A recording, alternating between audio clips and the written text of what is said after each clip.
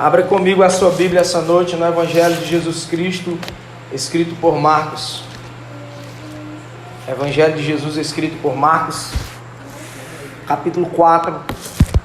Vamos ler a partir do verso 35. Glória a Deus. Tivemos aqui que fazer um improviso em cima da hora.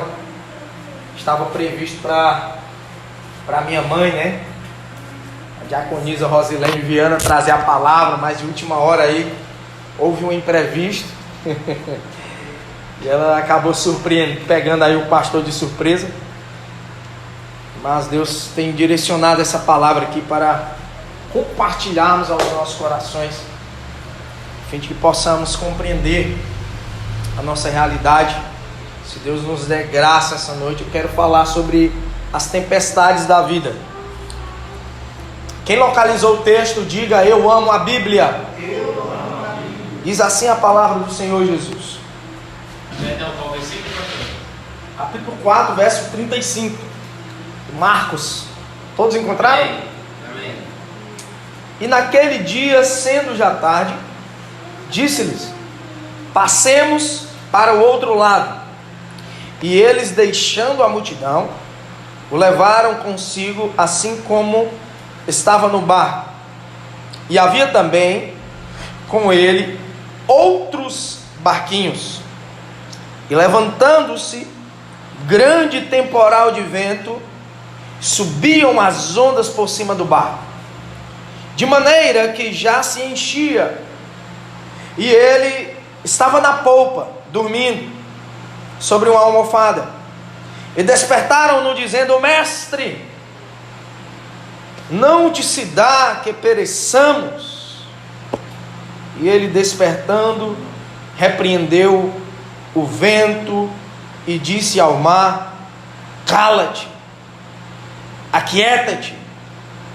E o vento se aquietou, e houve grande bonança. E disse-lhes: por que estáis tão temerosos? Por que estão com medo? Por que não tendes fé? E sentiram um grande temor, e diziam uns aos outros: mas quem é esse, que até o vento e o mar lhe obedecem? Uau! Que texto tremendo. Ainda precisa pregar, irmãos? Depois de um texto desse, tão profundo, tão maravilhoso, de Deus para as nossas vidas. Meus irmãos e minhas irmãs, permaneça com a sua Bíblia aberta. Se formos analisar o contexto desse acontecimento, desse episódio emblemático envolvendo esse episódio, essa circunstância em que Jesus acalmou a tempestade, nós iremos perceber que no início do capítulo 4, Jesus estava pregando, Jesus estava ensinando, Jesus estava expondo um extenso sermão ao povo. E depois de um dia cansativo de ensino da palavra, aprouve ao nosso Senhor Jesus chamar os seus discípulos para que eles entrassem na sua embarcação, no seu barco, porque Jesus estava desejoso em passar para o outro lado da margem, onde ele iria na sequência até a região de Decápolis, libertar a vida de um homem, o gadareno. Um outro episódio, uma outra história magnífica que a Bíblia Sagrada nos retrata. O propósito de Jesus era chegar do outro lado. Ele chama os seus discípulos obedecem, entram num barco e eles vão em direção até a outra margem do rio. No entanto, eles se deparam com uma situação inusitada. De maneira surpreendente, enquanto eles estavam ali navegando naquele lago, de repente sobreveio sobre eles uma grande tempestade. Meus irmãos e minhas irmãs, há pelo menos duas questões que nós precisamos compreender. Existem dois tipos de males. Existe o mal moral e existe o mal natural. O mal moral é aquele que nós cometemos como seres humanos em ato de desobediência à palavra de Deus. Meu Deus. O mal moral é aquele que nós cometemos, por exemplo, quando roubamos, quando matamos, quando praticamos atos de injustiça, atos de violência, quando praticamos a mentira em desfavor do próximo, em prejuízo do próximo. Esse é o mal moral. É o mal que é praticado pelo homem. E o homem desenvolve a sua consequência. No entanto, existe um outro tipo de mal que está fora do controle do homem, que é o mal natural, que são os males provocados pela natureza. Meu irmão e minha irmã, muitas das vezes nós ignoramos esse mal natural, que é uma realidade para mim e para você.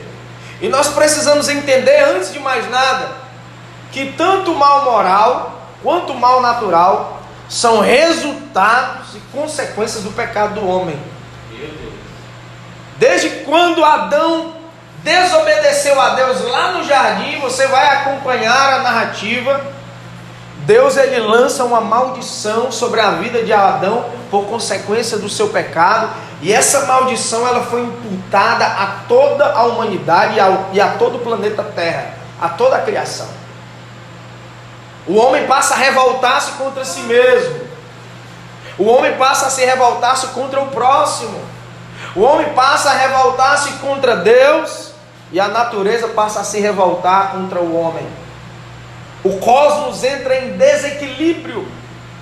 Você vai ver ali no capítulo 3 de Gênesis que Deus ele vai dizer para Adão, ó, por causa do teu pecado agora a terra irá produzir espinhos, abrolhos.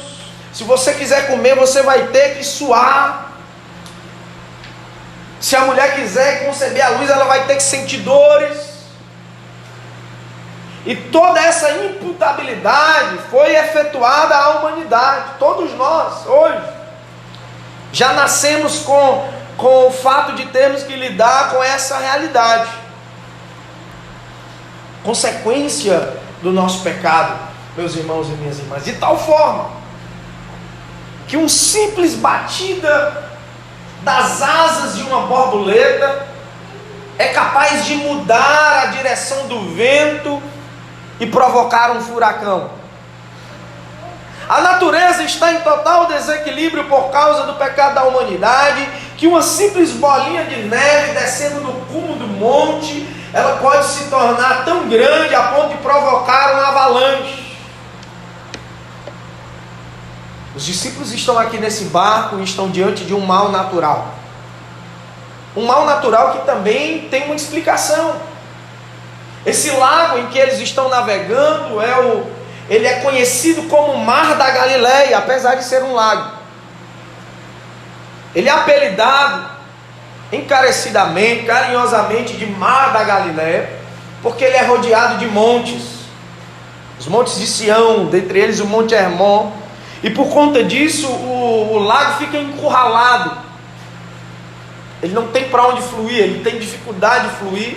E quando o vento vem, ele provoca espécie de ondas. É por isso que esse lago é chamado de Mar da Galileia, chamado de praia, por conta desse fenômeno natural. Em épocas de inverno, o Monte Hermon, ele cria espécie de neve no seu cume. E essa neve durante a noite, ela derrete, produzindo, se juntando com o vento e provocando diversas tempestades durante a noite. Os discípulos estão aqui se deparando com essa situação. Os discípulos, meus irmãos e minhas irmãs, eles não estão aqui em ato de desobediência. Esse mal não sobreveio a eles porque eles estavam desobedecendo, pecando, não. Eles estão obedecendo a Jesus. Jesus mandou eles entrar no barco, eles entraram no barco. Jesus mandou eles passarem para o outro lado, eles estão passando, mas mesmo assim o mal sobreveio. É por isso que eu costumo dizer que um princípio da retribuição não é uma matemática exata. As pessoas acham que se eu obedecer a Deus, tudo vai dar certo para mim. Se eu desobedecer, vai vir coisa errada. Não é bem assim. É possível que mesmo você obedecendo, coisas ruins aconteçam. E é possível que mesmo você fazendo coisas erradas, coisas boas aconteçam. Por quê? Que mesmo você sendo errado, mesmo o ímpio fazendo as coisas erradas, ele ainda prospera. Por causa da graça de Deus. A graça de Deus é um favor imerecido. E ela é derramada tanto sobre ímpios quanto sobre justos. A diferença é que quando o ímpio ele é abençoado, ele não sabe usar a bênção para a glória de Deus. E quando ele é punido, ele se desespera e não tem esperança.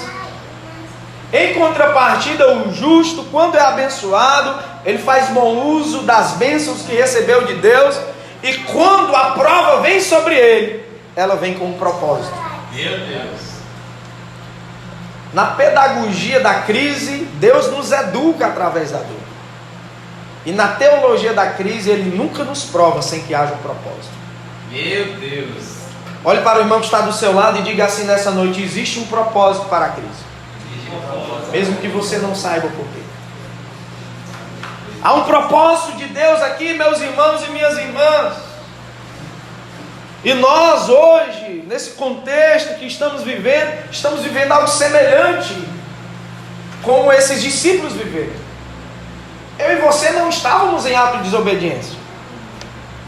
Nós estávamos vivendo normalmente, obedecendo a Deus, servindo ao Senhor, fazendo a obra, obedecendo o chamado de Deus. Mas de repente, veio sobre nós um fenômeno natural. Cientistas, inclusive, tentaram explicar esse fenômeno. Há quem diga que esse fenômeno, essa pandemia do coronavírus, tenha sido gerada na cidade de Wuhan. Uma pesquisa feita por cientistas em Pequim, a capital da China, eles descobriram que houve uma disfuncionalidade genética em uma espécie de morcegos que acabou produzindo um vírus incontrolável. E esse vírus, produzido em uma pequena cidade, tomou proporções globais e mundiais, afetando todas as cidades, todos os continentes, todos os vilarejos, todos os lugares, por mais ermos que sejam, todos foram afetados por esse vírus, da criança ao idoso, do adolescente ao jovem, do justo ao injusto, do pecador ao santo. Todos tiveram que lidar com esse coronavírus que eu e você também estamos lidando. Mas meu irmão e minha irmã, eu quero acalmar o teu coração nessa noite e tentar compreender à luz da palavra, nesse primeiro momento, alguns aspectos desses fenômenos naturais. E olhando para esse fenômeno acontecido aqui, eu quero fazer uma comparação ao que nós estamos enfrentando ali. Em primeiro lugar, o primeiro aspecto que eu observo é que o verso de número 37 vai nos dizer que levantou-se um grande temporal de vento. O primeiro aspecto é que esse vento ele veio de maneira inesperada. Os discípulos eles não sabiam, eles não estavam esperando, eles não estavam imaginando o que iriam enfrentar naquele barco. Eles estavam seguros por estarem com Jesus. Eles não se prepararam, eles não levaram um aparato suficiente para se proteger de uma possível tempestade. Quem sabe se eles soubessem, se eles tivessem previsto, eles tivessem antecipado ou adiado aquela viagem. Aquele fenômeno, aquela tempestade, ela veio de maneira inesperada. Da mesma forma, meu irmão e minha irmã, essa pandemia que eu e você estamos enfrentando, ela veio de maneira inesperada. Você não esperava que essa pandemia chegasse aqui na nossa cidade de Itapipoca. É verdade. Quando essa pandemia estava na China, você pensava, chegou só na China mesmo. De repente ela chega na Europa e você, chegou só na Europa. De repente ela começou a se aproximar da América e os brasileiros, não, vamos fazer o carnaval, essa pandemia é coisa de chinês. E de repente, ao término do carnaval, chega essa pandemia de maneira inesperada. Ela assola toda a nação brasileira. Quantos e quantas pessoas foram pegas desprevenidas? Sabe por quê, meu irmão e minha irmã? Porque nós achamos que em nossas vidas só irão acontecer coisas boas. Nós vivemos em uma sociedade positivista, que tem como essa linha de pensamento, principalmente nessa pós-modernidade, no Ocidente, o positivismo. Uma frase que está nos lábios de todo mundo: não, eu tenho fé em Deus que vai dar tudo certo. Não vai dar tudo certo. Não vai dar tudo certo. Parece que nós nunca trabalhamos com a perspectiva de que possa alguma coisa dar errado. Parece que nós vivemos, em uma realidade onde nós esperamos por harmonias profundas até que a felicidade nos alcance. Meu Deus. E é justamente esse motivo do fracasso de muitas pessoas, porque as pessoas não sabem lidar com o inesperado. É verdade. O ser humano ele tem dificuldade de lidar com o inesperado, principalmente se esse inesperado for uma adversidade, for uma tempestade. Parece que a gente acha que tudo vai dar certo, que as coisas vão dar tudo certo. Não, meu irmão. O próprio Jesus diz que nesse mundo tereis aflições. Quem foi que disse para você que ia dar tudo certo? Quem foi que disse para você que ia ser só bênção? Não, a tempestade vem. E se você não estiver esperando por ela, ela vai pegar você de surpresa. Ela vai chegar para você de maneira inesperada. Uau. É por isso, meu irmão e minha irmã, que nós devemos estar com os nossos pés firmados na rocha. Meu Deus. Aleluia. A Bíblia vai dizer em Mateus 7:24 que uma casa firmada na rocha é uma casa que não se abala quando as tempestades vêm. Glória a Deus. O cristão que vive com os seus pés firmados na rocha, com a sua família firmada na rocha, meu irmão, pode vir pandemia, pode vir variante, pode vir tempestade, pode vir tribulação, pode vir o que for, meu irmão. Aleluia. Não pega de surpresa, não abala, não cai, porque os pés estão firmados na rocha. Glória a Deus. Aleluia, Deus. Talvez muitos tenham perguntado: onde está Deus no meio dessa pandemia? Eu respondo: Ele está nos meus pés e eu estou firmado nele. Ele é a rocha. Meu Deus. A Bíblia diz em Eclesiastes capítulo 7, verso 14, que quando as coisas correrem bem, fique feliz. Mas quando as adversidades vierem, lembre-se disso, que é Deus quem manda tanto a felicidade quanto a dificuldade. E a gente nunca sabe o que vem amanhã. Meu Deus. Está escrito na Bíblia. O cristão ele não vive em função do positivismo. O cristão sabe que as bênçãos de Deus elas virão, mas que as dificuldades também poderão vir. Mas ele não irá se abalar em nenhuma dessas coisas. Ele fará como o apóstolo Paulo em Filipenses capítulo 4. Eu sei passar necessidade, mas sei também viver na bênção. Eu sei passar aflição, mas também sei viver em fartura. Aí ele vai dizer no verso 13: eu posso todas as coisas naquele que me fortalece. Glória a Deus. O cristão fará como Abacuque, que estava em um período de crise. A figueira não florescia, o produto da oliveira estava mentindo, não havia mais gado no curral, as ovelhas haviam sido arrebatadas, havia uma crise sem fim. Mas o profeta está dizendo: todavia eu me alegrarei e exultarei no Deus da minha salvação, porque o Senhor é a minha força, Ele faz os meus pés e me faz andar em lugares altos. Aleluia, Senhor. A nossa confiança está no Senhor. Deus. O segundo aspecto que eu observo dessa tempestade é que essa tempestade era perigosa. Sim. Perceba comigo que diz a parte B do verso 37: as ondas subiam por cima do barco, Meu Deus. de tal forma que o enchia. As ondas começaram a entrar para dentro do barco. Uau. Forte. E os discípulos começaram a correr risco de vida. Eles estão aqui desesperados, eles estão com medo, eles estão vendo uma situação totalmente adversa. Verdade, Senhor.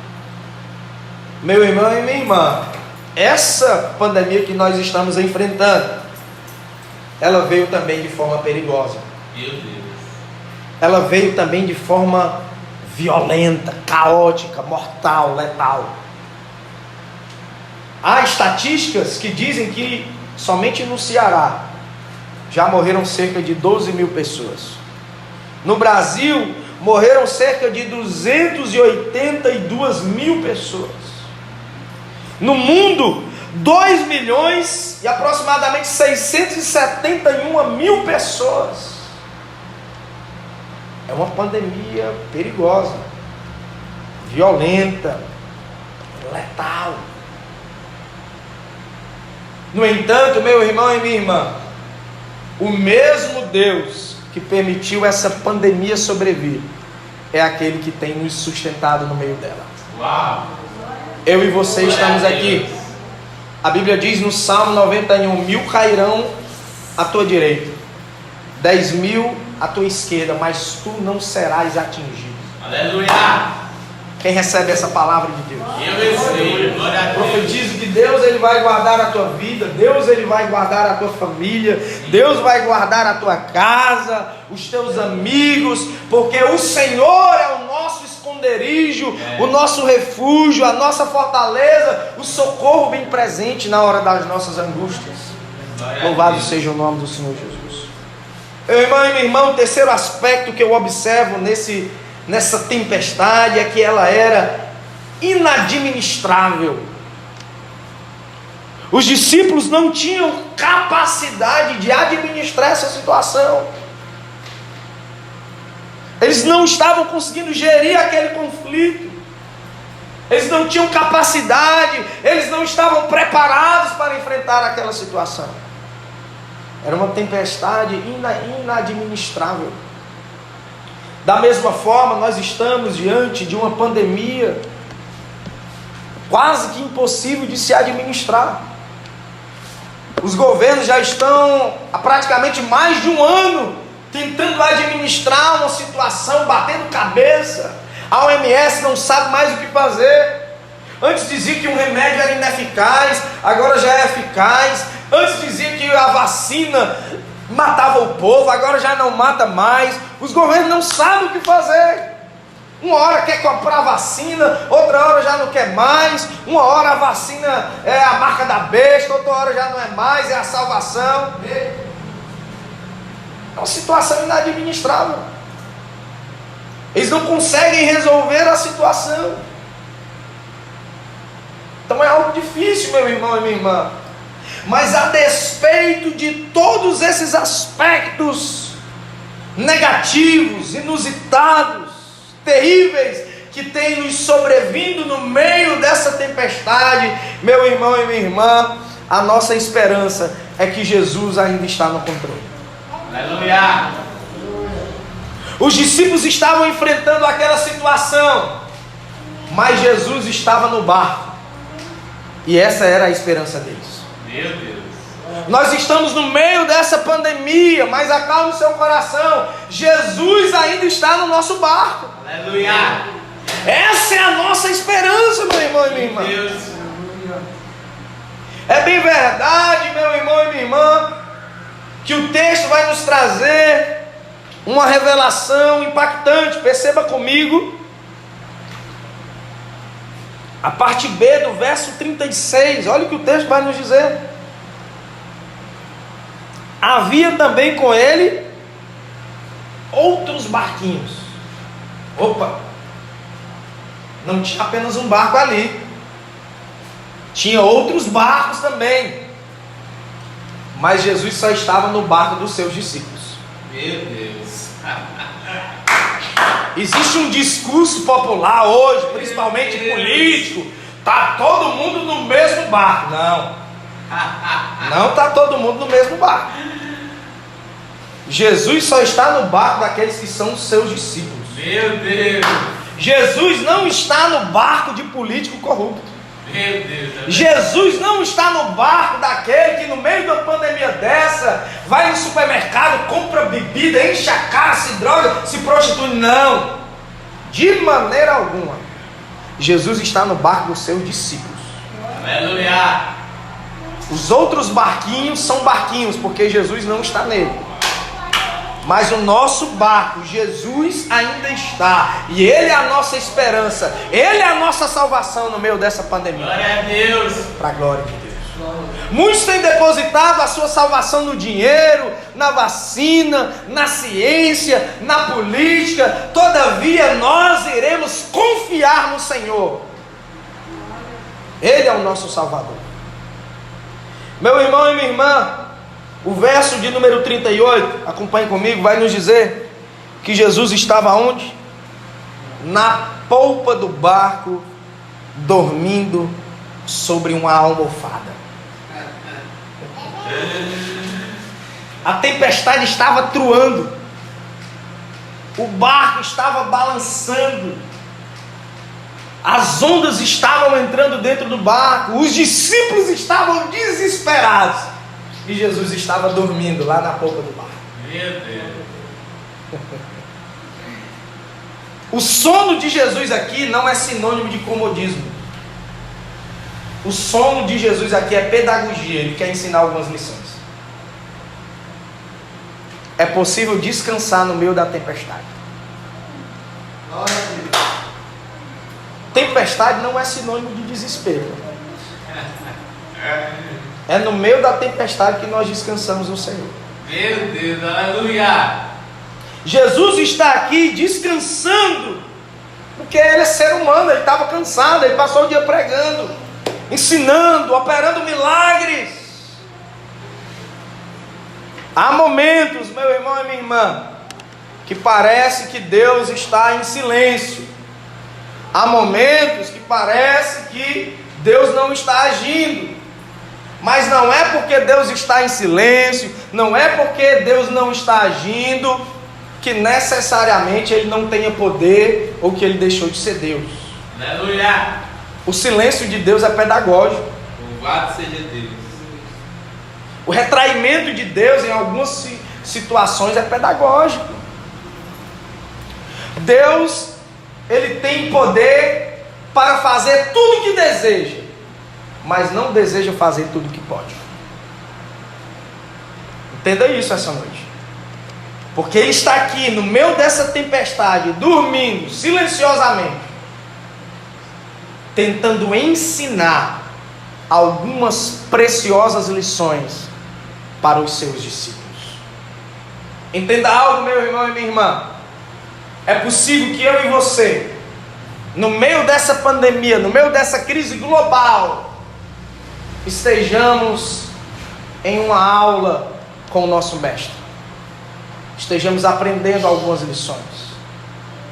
Mas que lições são essas que Jesus está ensinando aos seus discípulos enquanto dorme? E que lições são essas que Ele talvez esteja nos ensinando no meio dessa pandemia? A primeira lição que eu quero destacar aqui está na parte B do verso 38, acompanhe comigo o que o texto vai nos dizer. E despertaram-no dizendo: Mestre, não se importa que pereçamos? Em algumas versões, não te importa que morramos? Nesse simples desespero dos apóstolos, é possível aprendermos a primeira lição que Jesus está tentando ensiná-los. A primeira lição que Jesus está ensinando aqui é que no meio daquela tempestade, Jesus está provando a fé dos seus discípulos. Uau. Os discípulos estão desesperados, eles estão clamando em desespero. E essa expressão, mestre, não te importa que morramos, ela nos revela algo que os discípulos precisavam aprender. Essa expressão nos revela que os discípulos tinham uma fé deficiente. E Jesus está aqui no meio dessa situação, provando, aprimorando, fortalecendo a fé dos seus discípulos. Meu Deus. Sabe por quê, meu irmão e minha irmã? Porque o motivo desse pânico dos discípulos não era a tempestade. O motivo do pânico dos discípulos era a falta de fé. Meu Deus. O que faltava a eles era tão somente a fé. E a essa primeira lição, Jesus vai trazer uma resposta em forma de pergunta no verso 40. Ele vai dizer: por que estáis tão temerosos? Por que não tendes fé? Meu irmão e minha irmã, é possível que nós, no meio dessa circunstância, estejamos nos deparando com pessoas em situação de desespero, depressão, desesperadas, sem saber o que fazer. Tem pessoas que já se acordam assistindo o jornal e dormem assim, nem dorme mais, é tanto jornal, tanta pandemia, tanto corona, impeachment, político fulano de tal, e a pessoa fica desesperada no meio daquela loucura. Quando é que a vacina sai? Será que a vacina vai sair agora? Um desespero, uma pessoa que não consegue mais dormir, não consegue mais sair de casa, não consegue mais ir na calçada, um desespero terrível. Mas o motivo desse desespero não é a pandemia, é a falta de fé dessa pessoa. Meu Deus. É justamente a nossa falta de fé, meu irmão e minha irmã, que faz com que nós venhamos a nos desesperar, a ficar com medo. E a primeira lição que Jesus está nos ensinando no meio dessa pandemia é a seguinte: será que o Filho do Homem encontrará fé no mundo? Será que você está passando no meio dessa pandemia, se fortalecendo com a sua fé em Deus? Aleluia, Deus. É possível, meu irmão e minha irmã, que enquanto muitos estejam desfalecendo, Jesus está produzindo fé e mais fé no seu coração. Aleluia. É possível que Jesus esteja produzindo uma fé de gambá. Vocês conhecem a fé de gambá? Que é fé demais, meu irmão. É fé demais. Fé de gambá, aquela que é fé demais. Jesus está fortalecendo o teu coração no meio dessa pandemia, meu irmão. Jesus está produzindo fé. Jesus está te ensinando a confiar nele. Jesus está te ensinando a não depender de governos. Jesus está te ensinando a não depender do dinheiro. Jesus está te ensinando a não depender de vacina. Jesus está te ensinando a depender dele, a depender da fé. Porque a fé, segundo a palavra em Hebreus 11:1, é a certeza daquilo que nós não vemos, é a convicção daquilo que nós esperamos. Nós sabemos que mesmo que nós venhamos a morrer no meio dessa pandemia, a Bíblia diz em João 11:25, que aquele que crê no Senhor, ainda que esteja morto, viverá. Aleluia, Deus. Então não precisamos ter medo, porque existe uma cidade preparada para nós, que não haverá choro, não haverá doença, não haverá ranger de dente. É para lá que nós estamos indo, e nem a morte nos impedirá de chegar lá. Por isso aprenda essa lição que Jesus está te ensinando no meio dessa pandemia. Ele está produzindo fé no teu coração. A segunda lição é que essa expressão dos discípulos, ainda na parte B do verso 38, quando eles dizem: mestre, não te importa que morramos, está nos revelando que eles precisavam aprender ainda uma outra lição. Jesus está aqui ensinando a respeito da fragilidade humana. O ser humano é limitado, o ser humano é frágil, o ser humano ele desfalece diante do risco da morte. E os discípulos aqui estão nessa situação, desesperados, fragilizados, vulneráveis. Meu irmão e minha irmã, desde o século XVIII, com o advento do iluminismo, o avanço tecnológico da ciência, as grandes academias deixaram de acreditar no poder de Deus. Começou-se a atacar os fundamentos e as bases da nossa fé. Os homens começaram a questionar a existência de Deus, começaram a questionar se realmente o homem foi criado por Deus. Algumas teorias começaram a surgir, a teoria do Big Bang, a teoria que o homem provém do macaco, e tantas outras teorias. E o homem começou a excluir Deus. E começou-se a efetuar um discurso retórico de que a ciência é o progresso, a ciência é a solução. A própria bandeira do Brasil, da nossa nação, se você não sabe, ela está baseada nesse pensamento. Quando a nossa bandeira diz ordem e progresso, na verdade o que aquilo significa é que a ciência é o progresso. É isso que a nossa bandeira está querendo dizer. O Brasil foi fundado nessas bases do positivismo, foi fundado nessa linha de pensamento.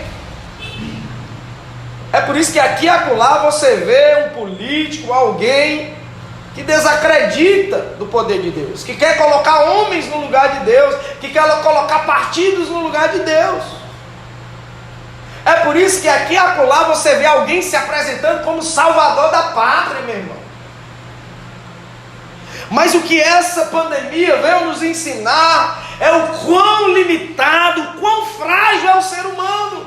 Meu Deus. O quão frágil é o sistema de saúde, o quão frágil é a ciência, o quão frágil são as catedrais acadêmicas. O homem é um ser frágil diante do poder de Deus. Porque o homem, diante do risco da morte, nada pode fazer. Verdade.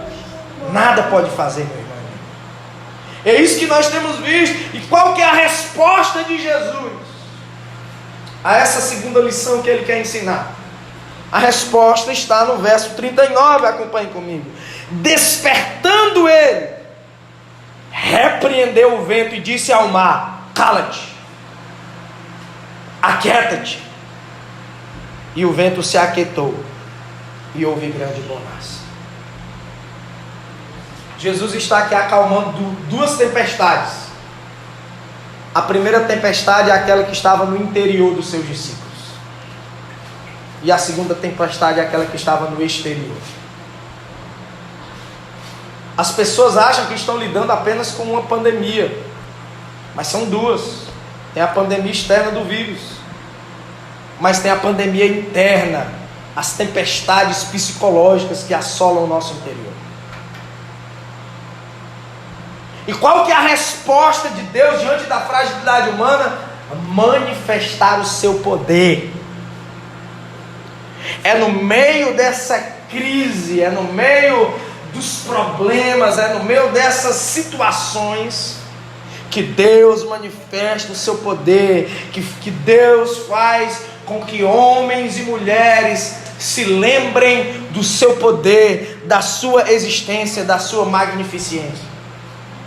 A ciência não tem o poder para solucionar esse problema. Os governos não têm o poder para solucionar esse problema. A OMS não tem esse poder, mas nós sabemos e cremos em um Deus que tem todo o poder, porque para Ele não há impossíveis. Aleluia, Deus. E logo, logo, meu irmão e minha irmã, se fizermos como os discípulos fizeram aqui, se clamarmos a esse Deus como os discípulos clamaram, Ele virá em nosso favor, Ele despertará no meio dessa situação, da pedagogia do seu sono, e acalmará todas as tempestades, doenças e enfermidades que temos enfrentado nesse contexto. Aleluia, Senhor. A terceira e última lição que Jesus está ensinando aqui, meu irmão e minha irmã, está justamente aqui no verso de número 41. Quando os discípulos eles vão com grande temor, eles vão dizer uns aos outros: mas quem é esse que até o vento e o mar lhe obedecem? Eu quero que você entenda algo comigo que talvez você não tenha percebido no texto. Esse milagre ele está acontecendo no início do colegiado apostólico de Jesus. Os discípulos ainda não sabem de fato quem é Jesus. É tanto que como que eles chamaram Jesus? Eles chamaram Jesus de quê no verso 38? Chamaram ele de Mestre. Perceba. E agora eles vão perguntar: quem é este? Para eles, Jesus ainda não era Senhor, era um mestre, um rabino. Eles ainda não têm essa concepção. E no meio dessa situação, no meio dessa tempestade, Jesus está ensinando aos seus discípulos que Ele não é apenas um mestre, mas que sobretudo Ele é Senhor, Ele é Deus. Aleluia. E acalmar uma tempestade foi uma das melhores formas que Jesus encontrou para ilustrar isso. Por quê? Por que dessa pergunta tão assustadora dos discípulos: quem é esse que até o mar e o vento lhe obedecem? Sabe por que eles estão aqui preocupados, aqui atônitos, admirados, maravilhados? Eles estão assim porque um milagre dessa envergadura nunca tinha acontecido na Bíblia. Um milagre de acalmar uma tempestade, de acalmar um vento, da natureza obedecer àquele a quem está ordenando, nunca tinha acontecido na Bíblia. Uma situação dessa, emblemática, os discípulos estavam acostumados a apenas ver em salmos. Somente nos cânticos dos salmos. Salmos, para você que não sabe, são canções. É o inário dos judeus que eles cantavam, principalmente em períodos de festas, aflições. Era nas canções que eles conheciam Deus, o Deus que tinha poder para acalmar as tempestades. Eles cantavam inúmeras canções que falavam: Deus acalma a tempestade, é Deus quem aquieta o mar, é Deus quem tem poder sobre a natureza. Jamais um homem. Como é que eu sei disso? Alguns salmos, como por exemplo o Salmo 65, verso 7, vai nos dizer o seguinte: Ele é quem aplaca o ruído dos mares e das suas ondas. Esse era um dos hinos que eles cantavam. Como o Salmo 89, verso 9: Tu dominas o ímpeto do mar, quando as suas ondas se levantam, tu os fazes aquietar. Eram canções que eles falavam a respeito de que Deus perceba. Salmo 107 e 28: Eles clamam ao Senhor, com S maiúsculo, na sua angústia, e Ele os livra das suas dificuldades. Faz cessar a tormenta e acalma as ondas. Então se alegram porque se aquietaram, assim os leva ao seu porto desejado. Louvem ao Senhor pela sua bondade e pelas suas maravilhas para com os filhos dos homens. Glória a Deus. Sabe do que os discípulos estão lembrando aqui? Enquanto Jesus está acalmando o vento e o mar, eles estão lembrando dos salmos que eles cantavam para Deus. E quando eles veem Jesus incorporando, encarnando, na verdade não a figura de um simples mestre, mas a figura de Deus, eles se deparam com essa pergunta: quem é isso? Que até o vento e o mar lhe obedecem. Glória a Deus. Glória a Deus. Antes da tempestade, Jesus era um mestre. Depois da tempestade, ele agora vai se tornar o Senhor. Meu Deus. Sabe por quê? Porque a terceira lição que Jesus quer ensinar no meio da tempestade é que ele deveria ser reconhecido por quem na verdade ele é. Ele é Deus. No meio dessa pandemia, meu irmão e minha irmã, Jesus está ensinando uma lição ao mundo. Jesus está ensinando uma lição para a ciência. Ele continua sendo Deus. Aleluia. C.S. Lewis, grande teólogo irlandês do século XX, certa vez disse que o sofrimento é o megafone de Deus para um mundo ensurdecido. É no meio do sofrimento e da dor que Deus potencializa o seu nome. Meu Deus. Sabe por quê? Porque tem muitas pessoas que só se lembram de Deus na hora de dificuldade. Aí eu pergunto a você, se a maioria das pessoas só se lembra de Deus na hora da dificuldade, imagine comigo se não existisse dificuldade. As pessoas iam se lembrar de Deus? Se não existisse problema, se não existisse doença, as pessoas iriam se lembrar de Deus? Então nós temos aqui um contra-argumento aqui, porque tem pessoas que dizem o seguinte: Deus não existe, porque tem um monte de sofrimento ainda no mundo. Pelo contrário, Deus existe, porque só Ele tem poder para acabar com o sofrimento, e Ele já acabou com o sofrimento. Lá na cruz do Calvário, todo o sofrimento foi abolido. Ah, irmão Beto Júnior, mas por quê? Que ainda existe sofrimento? Sim, e ainda não. Ele inaugurou o seu reino, Ele já estabeleceu, decretou a sua vitória na cruz. Mas no seu retorno, Ele virá com a cidade de Jerusalém, a nova Jerusalém, conforme está escrito em Apocalipse 21. E nessa cidade não haverá mais dor, sofrimento, lágrima e nem ranger de dente. Por quê? Porque na cruz Ele venceu. Ele venceu o pecado, Ele venceu a morte, Ele venceu o diabo, Ele venceu a doença, Ele tomou sobre si. Mas nós vivemos em uma tensão, em um paradoxo. Para nós que vivemos em um tempo linear, as coisas ainda irão acontecer. Mas para Deus, que não tem ontem, nem hoje e nem futuro, Ele é eterno, tudo já aconteceu. Ele já venceu. Glória a Deus. A única coisa que falta é o nosso cronos, o nosso tempo cronológico se encontrar com o Kairos, o tempo de Deus que já aconteceu. Ele já venceu. Aleluia. E quando Ele voltar, Ele irá estabelecer, enfim, no nosso tempo, tudo aquilo que Ele já venceu na cruz. Glória a Deus. Na cruz, Jesus inaugurou o seu reino. Na cruz, Ele foi declarado Deus, em todos os idiomas, para todo mundo ver e ouvir. Aleluia. Jesus Cristo, o Rei dos Judeus. Quem era o Rei dos Judeus? Deus. Ele foi declarado pelos maiores impérios dos homens. Meu irmão e minha irmã, mesmo que os governantes e cientistas tenham dificuldades para aceitar essa verdade, é no meio dessa crise que muitos ateus estão se convertendo.